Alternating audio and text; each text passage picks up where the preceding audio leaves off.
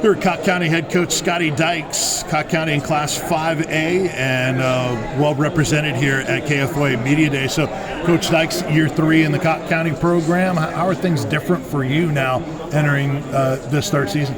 Actually, things have matured. We're actually getting most of the kids coming from our 8th grade program, our middle school program. They're coming. We're not losing kids to other schools in the area. So that's been a very positive thing. Our rising sophomores and rising freshman class, our numbers are really high in that group. So as a program, things are starting to point in the right direction. Kids are working really hard and looking up. Is it gotten to the point to where maybe you can limit some guys from playing both sides of the ball, or is there still gonna some work to do there? Yes, we have got to that point where we can limit some of that. Last year we played a lot of freshmen that end up playing both ways, which is not a good combination in 5A football. Right. So this year that we won't have to do that as much. We will have some guys that are special talents that we're gonna have to have on the field, because again, we got to put the best players on the field on either side of the ball. Let's start with your quarterback in Baylor Baxter. I know it's important for you to talk about him. Baylor Baxter is a special football player. I think he's probably one of the best kept secrets in East Tennessee. A lot of college coaches have recognized that and have been to the building to come get him in. He's gone to several camps here recently. So he's one of the better players around that probably people just don't know about. Well, for people that haven't seen him, tell us a little bit about his game. Very mobile and elusive quarterback. Throws the ball on the run better than probably any high school quarterback I've seen in a long time. I mean, he got a good pocket presence, a real good leader for the team. And he can do anything you ask him to do, and he's done it for us. Unfortunately, he's not had a lot of opportunities, enough time to do some of the things he's capable of. But I think this year that will change, and I think his name will get out there more. And one of the guys we'll be able to throw to is Brazen Stewart. Talk about him. Brazen is a 6'1" wide receiver that can run. I mean, he's a guy, a point guard on the basketball team, super good athlete. Both of these young men are great young men.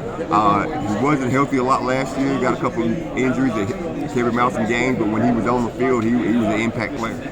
What about the line of scrimmage? I know all coaches are going to point to that. Talk about O-line and D-line. And that's the biggest area we have to grow in, still trying to grow in. But those young men have bought into the weight program this offseason. They've gotten stronger. They've even gotten faster.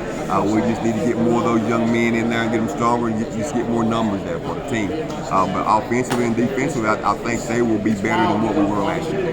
What else jumps out about your defense? You talked about the D-line a little bit. Take us through those other units. Defensively, we got some good young men. One of our cornerbacks, Lakin Francis Sr., he's a great player.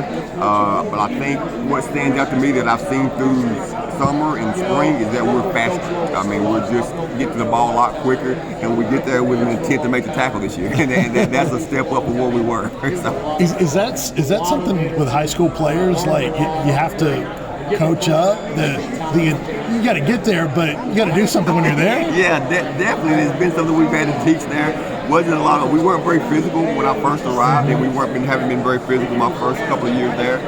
This year we've seen in spring and through helmet practice so far, we've had a lot of hits. We've had to calm the guys down. So I think that's a good sign going into this week when we start putting pads on. So. And obviously you guys are in a tough region, and the 5A classification, you know, all the great teams in the area. Yes. Does it look the same this year to you? And it's the same. Obviously, when you're in a region with Knox West and Knox Central, I think both of those teams were ranked #1 in the state at some point last year. That's tough when you got a team that is, you know, we're outside of Knoxville, so we don't get to see these guys and know these guys like some of the other teams. They're friends, so they get a little intimidation factor going on. So we've been fighting that and getting that. I mean, our middle school program, we continue to play the Knoxville teams in this area to try to eliminate that when they come to high school.